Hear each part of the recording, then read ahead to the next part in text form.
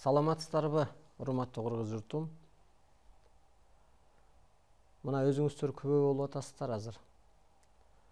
Адамзаттын оор акыбалы дүйнөдөгү. Бул адамзаттын оор акыбалы биздин журтка дагы, биздин жерге дагы таасир этет. Себеби дүйнөдө тынчтык болбосо кыйынчылык болот да өзү. Ошондуктан ар бир мындай бир аң сезими ортодон жогору адам ошо дүйнөгө көз салыш керек. Дүйнөдөгү ушу адамзаттын оор акыбалы бүгүнкү күндөгү. Ошо бир сырдуу кубулуштар, табияттын өзгөрүп атканы, оору суркоолор аты жөнү аныкталбаган. Пикир келишпестиктер ушу улуттар аралык, мамлекеттер аралык, керек болсо ошо бир туугандар аралык, үй бүлөлүк пикир келишпестиктер. Ушунун баары ылгоо өткөл мезгилдин ачык белгилери болуп саналат. Эмне ылгоо, эмне өткөл болуп атат?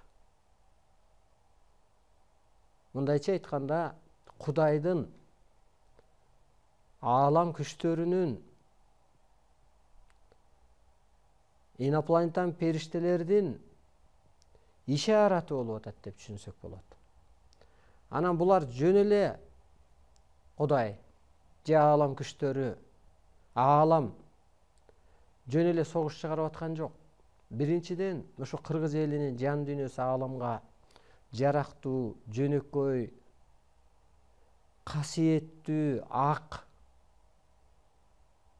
болгондуктан кыргыз журтуна ошо кылым тогошоордон мурун 20 жыл мурун ата жолу деп чыгып, арбайлар ишарат берип, бата чыгарып, багыт берип, адам ата көрүнүп, илим жаздыртып, манас аталар ушу ишарат берип, ошо кыргыздын бир ар жактан бир тандалган адамдарга, бир кабарчы, аянчы адамдарга түш аян дегендей, бирөөлөрдө ошо автоматика түрү менен, бирөөлөргө ошо кара сөз менен жынысына карабай, илим билимине карабай, жашына карабай, мына ошол ааламдан эмне түштү? Кыргыз элинин жан дүйнөсү Кудайга жакын, ак, так, жөнөкөй, карапайым, касиеттүү болгондуктан Кудайдан адамзат үчүн талап, тапшырма, кабар анан талап түштү. Талап кылып. Мына андан бери 18 жылдын жүзү өттү, 20 жылдын жүзү өттү. Бышыкталды, аныкталды. Мына бүгүнкү күндө ошо кылымдын мыйзамы күчөп, ылгоо өткөл болуп атат адамзатта.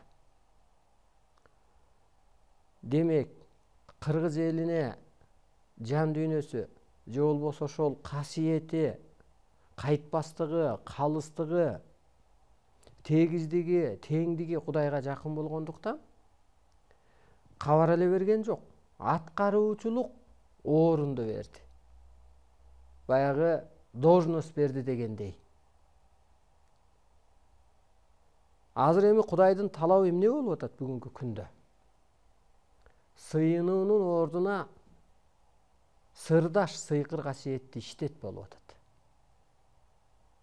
Ак карадан чыгып, көк деңир кереметине калыптан болуп атат. Кичи пендечилик сыпаттан улуулук сыпатка өт болуп атат. Пендени периштеге айлан деп атат. Адам сыпаттан ошо арбай сыпатка, аалам сыпатка өттөлүп атат. Бүгүнкү күндө кантип кутулам делгенде.